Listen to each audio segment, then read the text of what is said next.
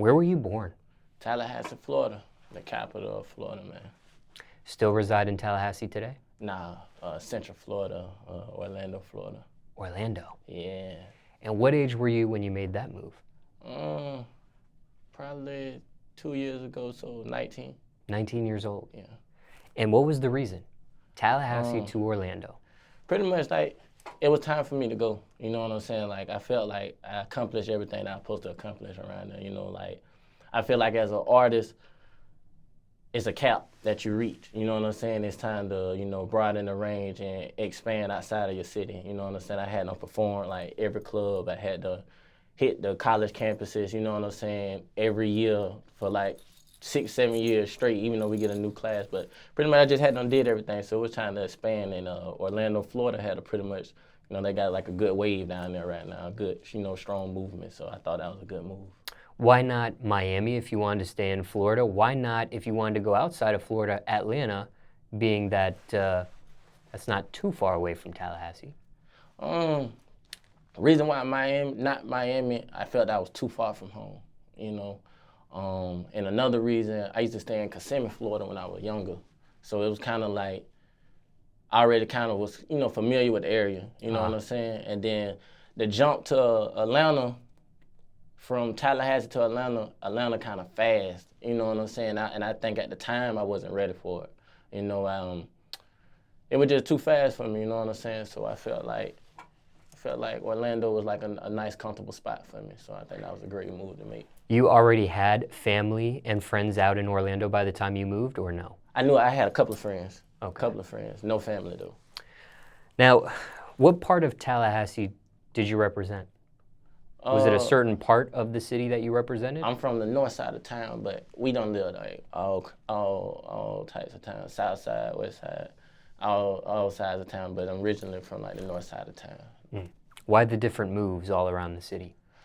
Just growing up, you know, like, just moving around a lot. Like, we just didn't stay in one spot, you know what I'm saying? Like, we jumped around a lot, you know. It was just, I'm only child, so it was, you know, me, my mom, and my pops. You know, some places was better than others, you know what I'm saying? But every year or every other year, we moved around, you know what I'm saying? Each part of town, trying to, you know, live better, you know, that's what I can say. You know, my mom and my pops tried their best. How often do you go back to Tallahassee these days? Oh, all the time. My family there, you know, my grandma, so aunties, cousins, you know how that is, you know. I go back, you know, pretty often. You grew up in a 2-parent household? Yeah. Did your parents ever split? Yeah. They split when I was like probably about 5 years old. But it was only like, I think for like a month or two. If I can remember, it was like a month or two. And then they're still together today? Yeah, they married. Yeah. Now, what do you think their secret is of staying together? I do a lot of these interviews, and more often than not, people come from split parents, people separated homes, broken homes, maybe even somebody that's not their parent as their guardian, like grandmother, things of that nature. What do you think your parents' secret is of staying together? The biggest secret that I think that it is that has been over the years, they really love each other. You know what I'm saying? And my pops will do anything for my mom and vice versa. My mom will do anything for my pops. You know, like, right or wrong, they got each other back. You know what I'm saying? And you got some relationships nowadays, and even back then, they let things get in between them. You know what I'm saying? And like I say, growing up and how they grew up as well, they wanted better for themselves. And having a son, their only child, they wanted the best for him. You know what I'm saying? So I think the biggest thing was me, you know, that kept them together. You know what I'm saying? They didn't want me to bounce back and forth. You know what I'm saying? And that's kind of like a lot of complications that kind of goes on with people that grow up. You know, they grow up with one parent out the other, and they wonder why certain things happen that growing up and they don't get the love they don't receive, you know, the type of stuff. So I feel like I was a major reason behind that. But other than that, they just truly loved each other. They was there for each other. You know, when times got hard, you know, they were just always there for each other. So that's pretty much my intake on that. Looking back at how your life played out, did you appreciate having a 2-parent household? Oh, most definitely. Like, a lot of the stuff I couldn't do without my mom and my pops. You know what I'm saying? Like, they broke their neck for me. You know, and still to this day, they break their neck for me. You know what I'm saying? get their last. They done did it plenty of times, over and over again. You know what I'm saying? So I'm highly grateful. You know, I'm glad to call them my mom and my pops. You know, I tell anybody that. You know what I'm saying? And like I said, I feel like sometimes I'm overly blessed to have, you know, two parents.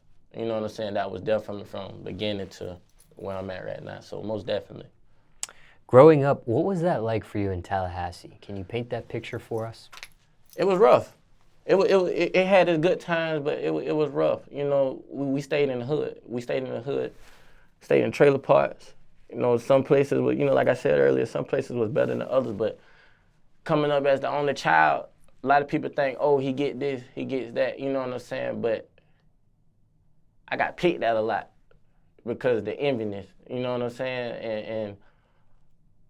What they didn't understand and what they didn't know, I was pretty much in the same situations that they was coming up in. You know what I'm saying? Like, in my household, it was 3 of us and that was it. It wasn't no outside support compared to a family of 4, and you might got 2 older brothers, they helping out, got a grandparent helping out, he getting assistance from his dad or whatever. It was like, if my mom and my pops ain't got it, we down. You know what I'm saying? There wasn't no, we can go to this person, go to this person, you know, do this or do that. You know, that was it. You know what I'm saying? So like I said, it was rough. I got in a lot of fights, hell of a lot of fights. Like everywhere we moved, I was, you know, fighting this person. But I wasn't a bad kid. It was more so the jealousy. You know what I'm saying? Because they think I was somebody that you know what I'm saying? Like that I was something bigger than what I was. You know what I'm saying? So like I say, it had its good, it had its pros and its cons. You know what I'm saying? So. You said you had a rough upbringing. Yeah. Out of all the moments and experiences you had growing up, what do you think the roughest moment for you growing up was when it was rough? Is there, thinking back, take your time if you need to, is there a moment you can pinpoint, wow, this was really a tough time for me? I say, like I say, besides the moving around a lot, like when it really got hard, I say when I kind of got in my teenage years, we lost our, like the first main thing, like we lost our house in a house fire. You know, and I see my mom and my pops like work their ass off. You know what I'm saying? Like, but the thing that we did have, the little house that we did have, we was living in a motel, like that was a major setback. You know what I'm saying? And still to this day, I kind of see them still trying to bounce back from that. You know what I'm saying? And excuse me. But that was like I say, that was like one of the biggest things outside of every year moving around. You know what I'm saying? But that was like one major thing that I can say like that I really seen my mom and my dad at the lowest. You know, and like I say, it was certain years as well too. Besides that, one of my parents had a job other than it. One got laid off. You know what I'm saying? And like I say, that can affect the household from no support. You know what I'm saying? If we so used to years after years after years, everybody paying the bills on time and stuff like that, we got a nice amount of income, and then all of a sudden it just won. That takes a lot on the person. You know what I'm saying? Like at a time, and the crazy thing, it happened back to back. You know, like my dad lost his job. He was working at a job for like a while. You know, my dad do paint and body work. And he was working that job for a while and lost it. So everything was on my mom. Next year, it was vice versa. You know what I'm saying? So, you know, little stuff like that, you know, average, you know, stuff like that. But the house fire was like a major thing. Was there a point when you had to chip in with the bills? Nah, never. Like my mom and my pops, like, never. Like, they wouldn't even allow me to. Like, I got those type of parents. How did the house fire happen? Actually, I was smoking weed one day, and I believe like my weed was laced. To be honest with you, I had no fucking around. I was in the sky. I had a home studio, and the night before, I noticed that the weed was it was having me tripping. But I was just thinking like, damn, I probably just smoked too much this day or some shit like that. I don't fuck around. The next day, I'm in the studio. I had no smoke. And I put the blunt down, and it's like, as soon as I put the blunt down, it's like the blunt moved. Like on some real shit, and I'm like, what the fuck? So I get up, and it's like I blacked out. Like completely like just blacked the hell out. And the only thing that I can remember me calling my mom, but still to this day, I don't know how the fuck I called my mama. And I was like, mom, breathing real hard. Like I had on almost like, felt like I was about to, faint. And she was like, boy, what the hell going on with you? I was like, mom, I was smoking weed. And she was like, I told you about to keep this, you know how parent guard is. I told you not to smoke that shit. Somebody probably laced your shit. So she came home, threw water on me and stuff like that. And her friend came over and they thought the oven was on. And she turned the oven on, cause like an old oven, you can't see the numbers and all that stuff. She fucked around and turned the oven on, and it started from a stove fire from the grease being on the back, and it spread it throughout the house. And the grace of God, if my mom didn't say, you want to come with me, cause I went back to her job and I just sat in the car. And if she wouldn't have said that, like, I would have been inside that house when all that happened. And came to find out the homeowners of the house that we was renting, the fire department contacted them, and then they contacted my mom, and that's how we found out the house was on fire. So that's how that crazy ass story, that's how that went down.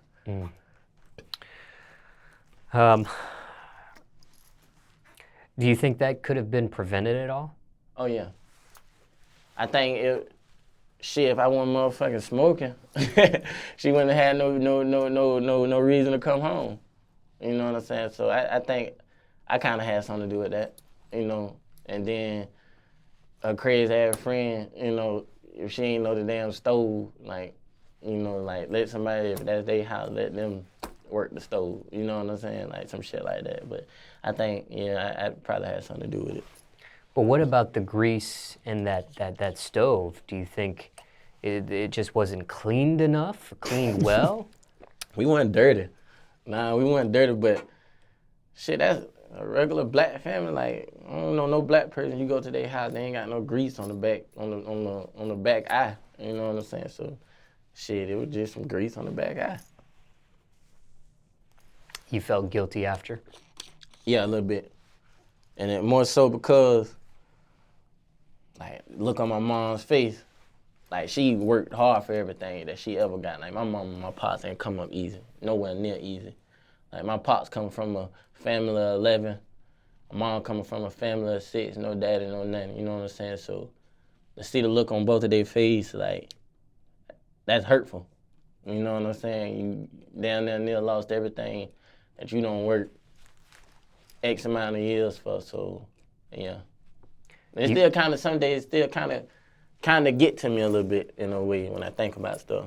So how much damage did the house fire do? The whole house was burnt? It was, matter of fact, the carport, the carport when you walk in, like with the washer and dryers, the whole kitchen, the whole living room, the dining room, and then the dew, like when the heat, and then you got like the dew.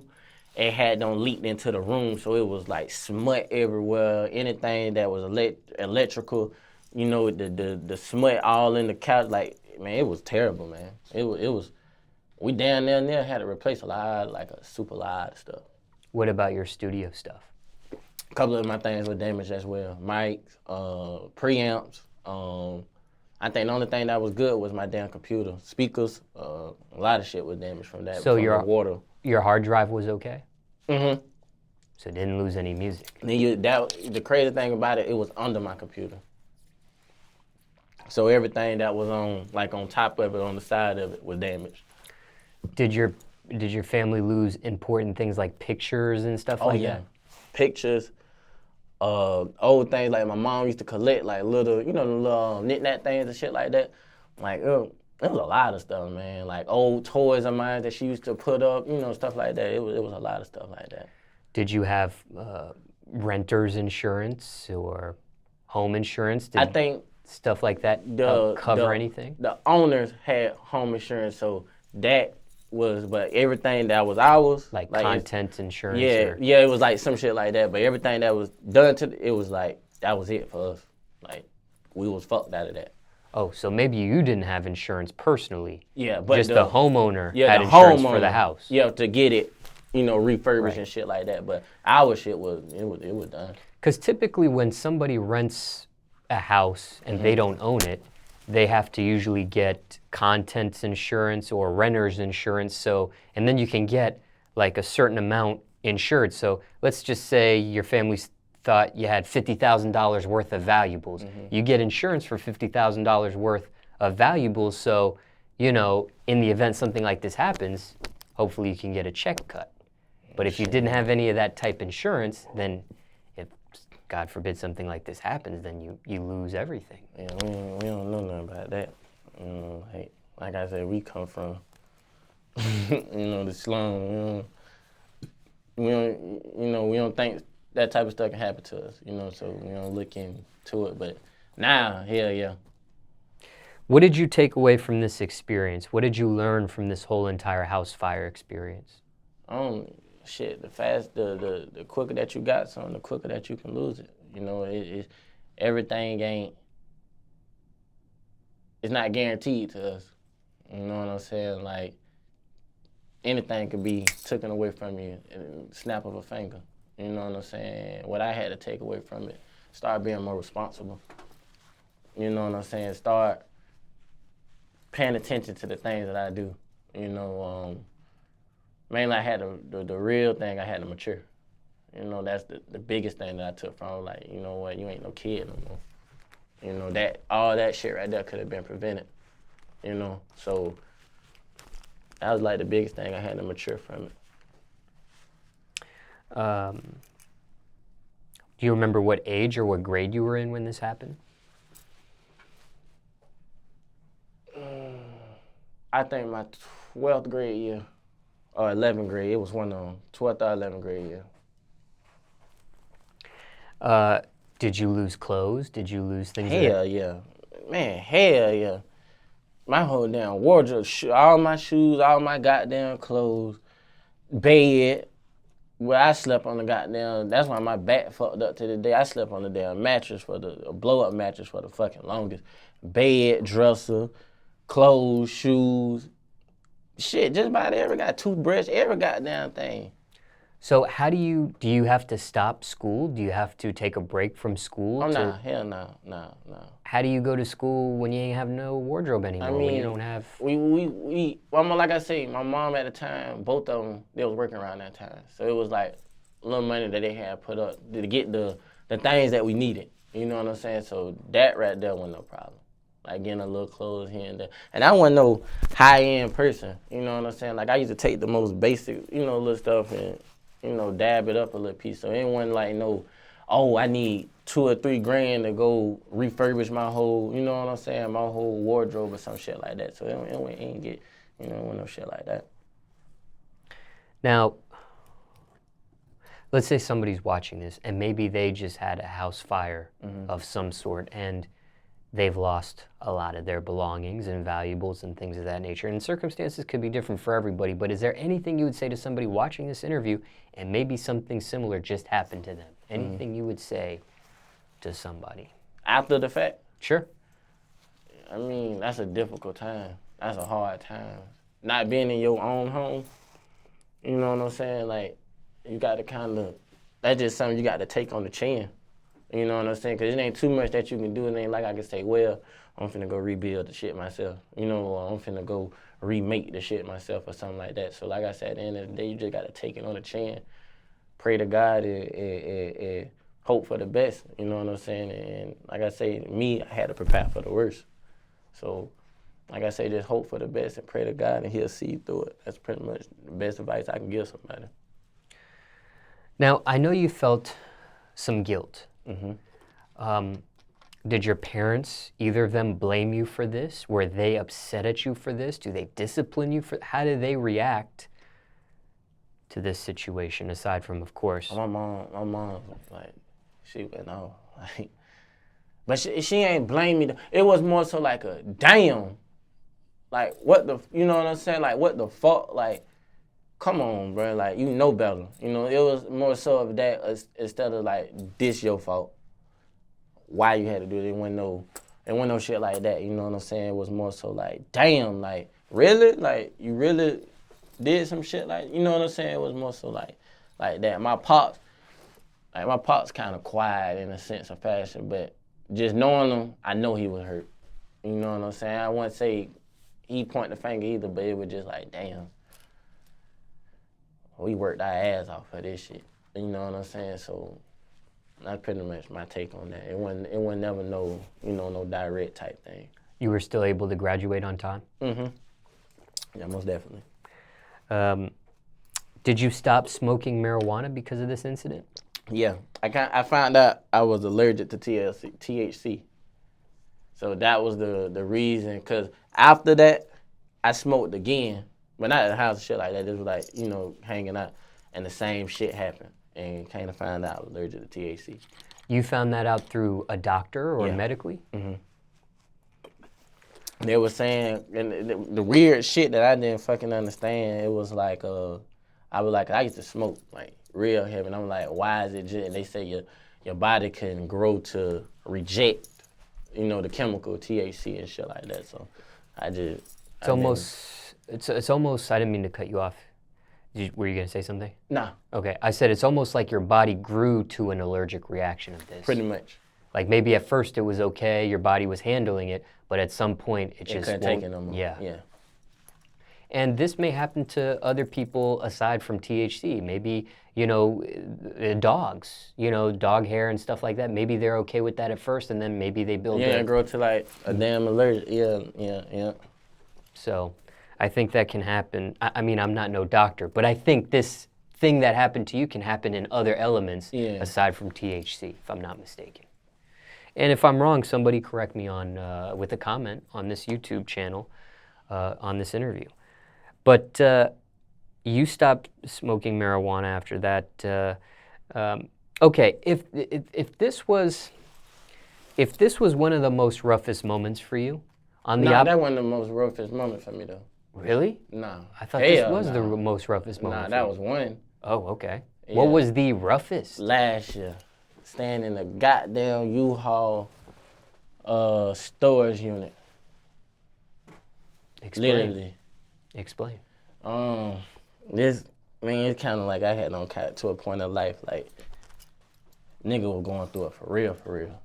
Like, I had got to a point, like, I felt deserted, I felt lost, I felt like a failure, I was hurt, dog. Like, a lot of stuff, like, it was a lot of shit going on in my life, and I still think to this point I'm not 100% able to open up about it. You know what I'm saying? I can try my best to elaborate it, but I just felt like a failure. I'm fresh out of high school.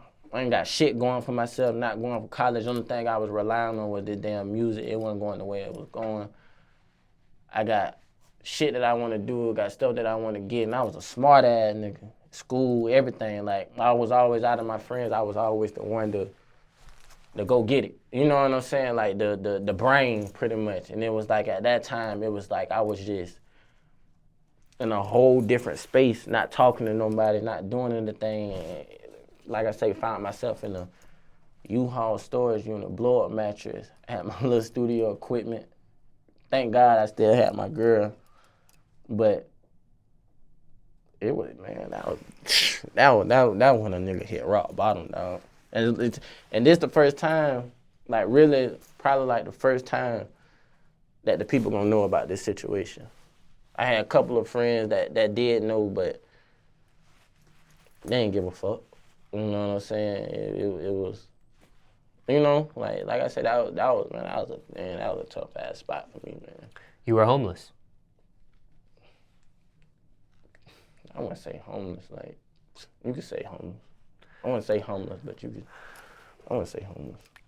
If I'm not mistaken, living out of a storage unit is against rules or regulations of a storage facility. Hell yeah. If you get caught. And the crazy thing is, my cousin, she over the storage unit, but she thought I was back there doing some other shit. But I didn't tell her, you know what I'm saying?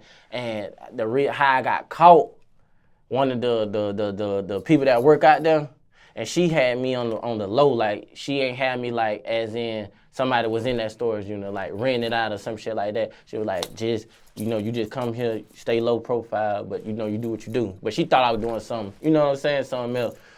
and fucked around. I left the door unlocked, and I'm in the damn blow up, sitting laying on the damn blow up mattress, and the worker walked in and seen my ass, cause she was coming to clean it and getting it prepped for somebody else, and man, she had on ran off, man, and had on called the corporate people and all that shit. Then I had to end up getting out of that motherfucker.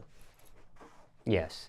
If people aren't hip to this, when people rent out a storage unit, like, and this was an air-conditioned storage unit? Yep. Yeah, there's storage units out there, they're air-conditioned, they have electricity, they have outlets where, you know, if you need to, like... When I was cooking chicken in that bitch, pork chops, noodles, you damn sure right. Like, but one of the rules and regulations of any storage unit is you can't live out of the... And they do have bathrooms and restrooms. Yep, bathrooms. I was washing my ass in the bathroom. Yep. Mm-hmm. So technically, you're not allowed to live in a storage unit, but if you needed to use it to get by, they are those amenities like the restroom and the electricity and the air conditioning where one could if they wanted to, but that's against the rules and regulations of the storage facility. And if you get caught, they kick you out and you're not allowed back in. Yeah, not allowed back. Yep. You're damn sure right. How long do you think you were doing this for before you actually get caught? Shit. I think about 2.5 months. I got away with it. Yeah, like 2.5 months. Were there almost times you almost got caught and didn't? Yeah. Man, I remember one time, I think I was coming out the bathroom. I had a little bag, like, you know, like when you get out of jail, they give you a little bag. I had a little bag, had soap in it. I had towels. I had towel in it.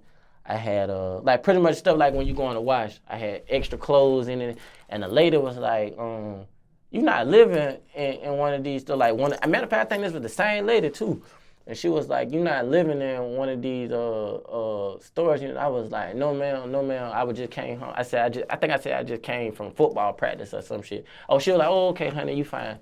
That time, then I got one time I had a Glock, and I forgot that the cameras that be out there, and I guess you're not supposed to have weapons on those type of facilities or something like that. And I had it on the back of a car, and I'm out there.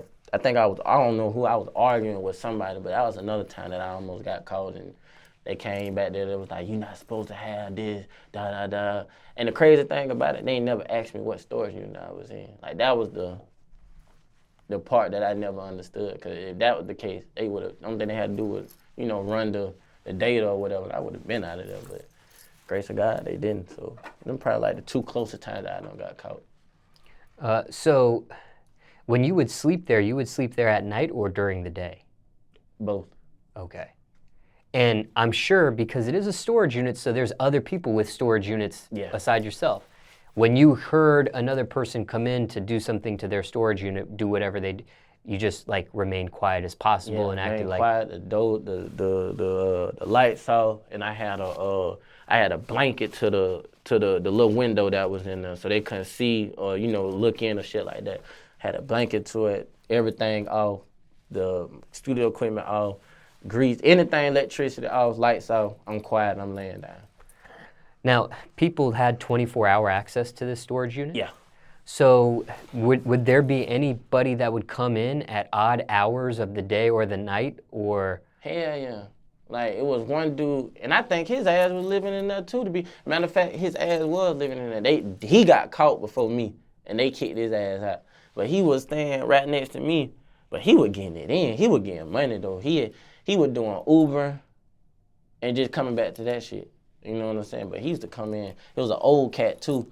And I kind of think he knew that I was living there, too. Because he'll kind of say similar, just little things, but he'll not say, like, "Oh, you live here," or "Damn, why you always," you know what I'm saying? But he'll have, like, little conversation like that. But he was a cool old dude. But, yeah, he was mine, and then he was the next one over. So how we was like goddamn U-Haul roomies or some shit. So how would you do music if you had people coming in at odd hours? During the day. Because during the day, if I do the music or whatever, it just seems like I'm renting the storage, that. Oh, almost as if, hey, he turned on music, so So he wouldn't be the only one in here, or he had some sort of music on just while he's organizing and his stuff. and like the people that was in the facility, because it was like only like 4 in the part that I was in, they were cool, you know what I'm saying? I was like, and I'd go over and I'd be like, hey, if the music too loud or whatever, y'all let me know, you know what I'm saying? Like, just knock on the door, and like every now and then it'd be too loud, they'll just come, hey, you'll turn it down a little bit, I'm trying to, work, and that's how that shit went. But that shit was cool, but I always recorded like during the day. So you actually recorded music. matter of fact, my tape Sincerely came out of that damn storage unit. All the songs you recorded in that storage unit? I think I had 8 songs on that tape, 6 came out of that storage unit, off of Sincerely.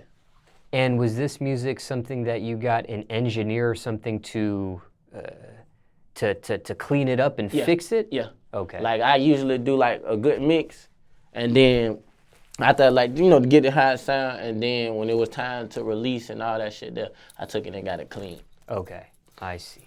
So it wouldn't sound like you recorded it in a storage unit. How was actually the quality of that music from that storage unit? Great. I mean, you wouldn't even, if I told you that I recorded that motherfucker in there, you'd be like, I'd throw you. Like pretty like real live. Go take a listen to it Sincerely, and it'll speak for itself. You mentioned you had a girl. Yeah. At the time, a girlfriend. Still do. Okay. Why didn't you just move in with her? Why didn't you just live with her? She was living with her folks too, so that was that was a no-go. I see. So where do you go after you get kicked out? I go back. Cause we're staying in Orlando then, so I go back to Orlando to my folks. Oh, okay. I completely just dipped. Wait. Because you said your folks. Yeah. Not your parents. My parents. Your parents actually moved to Orlando too? Yeah. Oh, I didn't know that. Yeah. I thought they stayed in Tallahassee and only you went down to Orlando. We down there in Orlando, nobody, like it's just my grandparents and everything back home. Oh, yeah. Okay. So at 19 years old, not only do you move to Orlando, but your parents move with you. Yeah. Okay, I didn't know that. I see. Now, you had friends in Orlando already. Did they have friends already in Orlando, or are they just picking some random spot? And then we packed up, went. And we know, we got family members down there. Let's go get closer to them. We just packed up and left. Was it a job opportunity for one of your parents that led to Orlando, or no? It was better jobs, I can say. The pay rates was better, bigger city. But was it an actual job relocation, or just, hey, we're moving to Orlando, hopefully we get this better job? That. I see. Hopefully we get this better job. Like I said, every move that my mom didn't make, it was always to try to better, to better the circumstances. Sometimes it was the opposite way around, we get knocked back, but that was their intentions. When you get kicked out of the storage unit, are police involved to try to kick you out, or? It was. That probably one of the smoothest things that that went down like ever. Like I thought it was gonna be some shit like that. 'Cause I had so much shit in there. Excuse me. So no, it was a smooth process.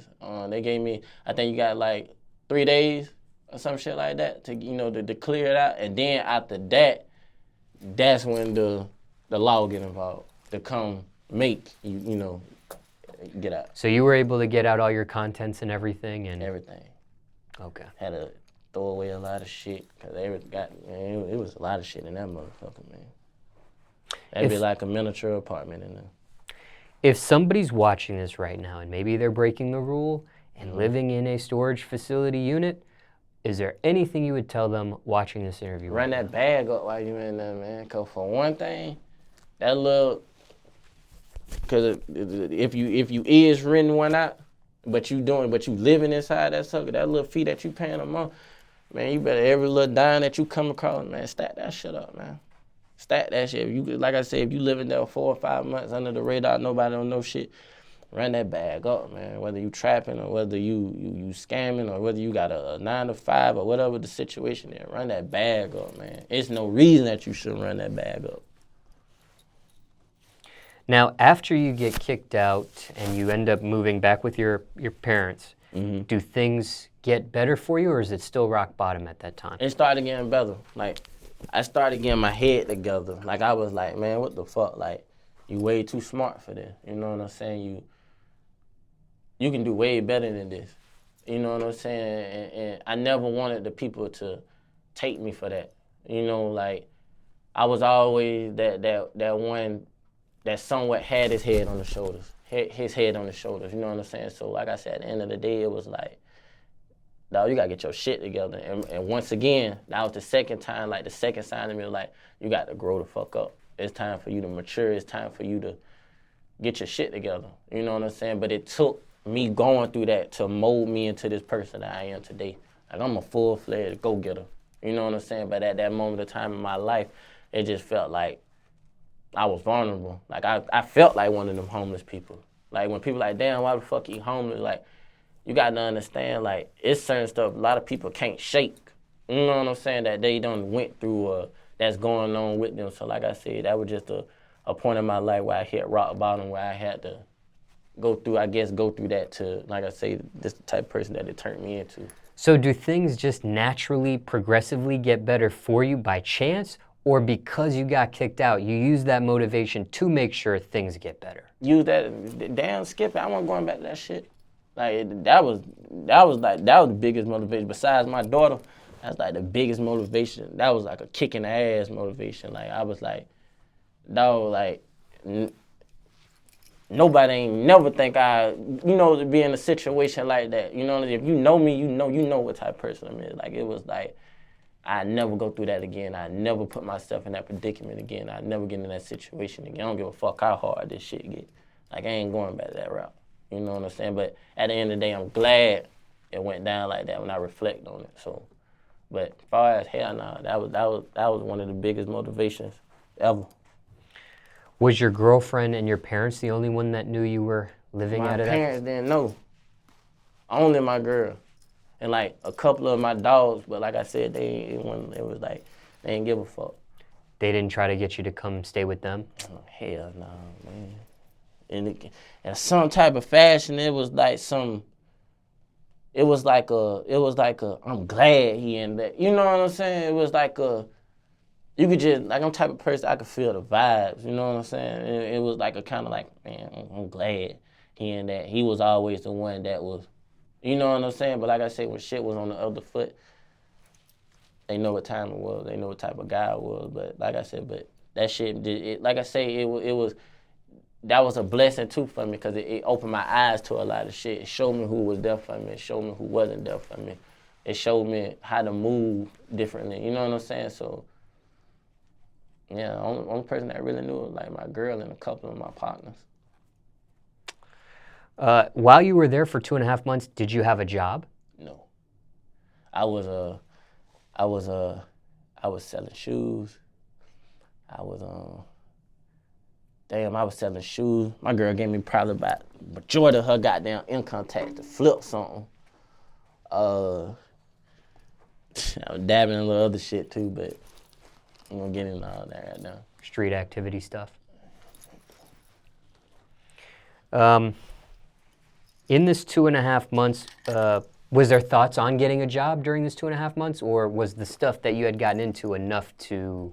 It was enough to move me. Okay. Like I said, it was enough to move me. I was kind of thinking about a job, but I was like, I ain't thinking about no job, 'cause it wasn't like, I knew in the back of my head, I ain't finna be here like no year. You know what I'm saying? No shit like that. Did you already have this storage unit on hand, or did you get the idea to get the storage unit so you could live in it because it would be much cheaper than getting an apartment and things of that nature? Wait, ask that one more time. Did you already have this storage unit by chance? Or did you get an idea to live in a storage unit? I got the idea. Like, it was like a, then you could say chance too, because it was like, I didn't pay for it. You know what I'm saying? So it was kind of like a, man, probably go do this. Then again, it was like, how the fuck I got the money to do this? You know what I'm saying? So like, it was like a chance in the other thing that you just said. So Did somebody give you this idea? You came up with this idea on your own? Yeah, that was me. Yeah, that was me. Because, you know, do you remember what size storage unit you had and how much it was, like a month? That bitch was small. That bitch was small. It was like put it like this, a queen size mattress. You could probably get a queen size mattress and probably about my leg. That's probably about the length. That bitch was small as fuck. And I think them things were going like two something a month. I think that's what the price was. Which they was selling them things out for. You couldn't get an apartment that cheap. Oh hell no. Hell, not even in the project. Hell no. How'd you cook chicken? Man, with a electric skillet. Like it was like the little electric one that you buy from Walmart. Man, I had flour in that motherfucker. Like I had a little pantry. I made myself a little pantry. I had chicken, but when I buy the chicken, I got to cook all the chicken right then and there. You know what I'm saying? Cause it ain't had no damn refrigerator, no shit like that. But I cooked it on like a little electric skillet thing. And nobody said it smells like food in here, or somebody's cooking food? That's what I was so surprised. But the thing about it, I used to cook like late at night. Like I'm talking like probably about 2 or 3 o'clock in the morning. Where I know if somebody here is you know what I'm saying? It went like damn. I know such and such right here. I know such and such right here. And I know I know the dude that was next to him. I know he wasn't gonna give a fuck. Cause he was doing the same. I used to smell his shit all the goddamn time. He was cooking food? Hell yeah, chicken. I used to smell chicken. I'm a motherfucker that love pork chops. So I knew when somebody cooking pork chops, he stayed cooking damn pork chops.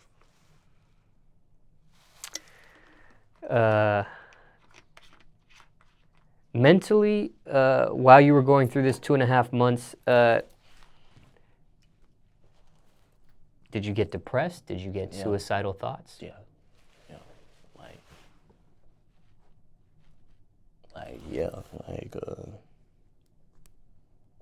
Man, it was just times like I was just praying like, Father God, like I don't want to wake up in the morning. And it was times like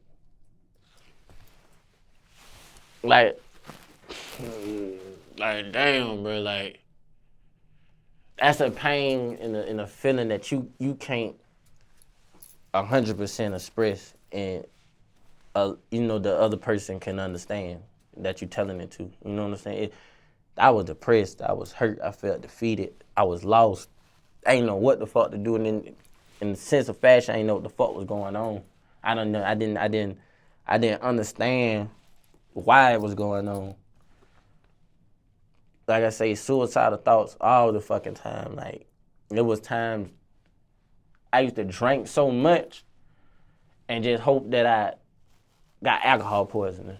You know what I'm saying? Or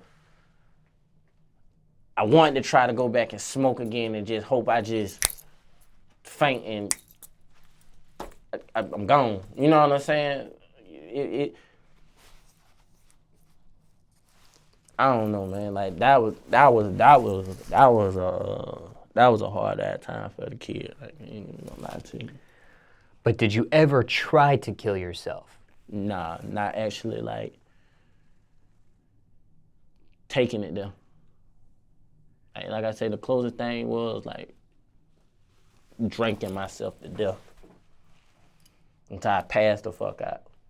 But as far as like trying to hang myself or down that road, nah, not that. Was there ever a thought on crashing out, perhaps, and robbing a bank, or just? Nah, not no robbing a bank, but crashing. I had plenty of them thoughts. That was a scheme lab for me, because it was so many schemes like I was thinking of. Like it hadn't really got to the point like I wanted to hurt somebody. Like, and it wasn't more so I'm doing this because I'm down bad as far as like money wise, but it was far as I want a motherfucker to feel how the fuck I'm feeling right now. Like that's the mindset that I was in. Like I wanted to hurt a bitch that bad to the point they like, damn, I feel this nigga. But and then, grace of God, it didn't never accumulate to that. But to answer that question, all damn day, just about every fucking day that I was inside that bitch.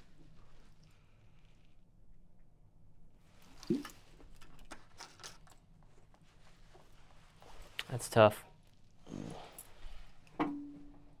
That's rough. It happened to the best of us. I'm up now, so that shit.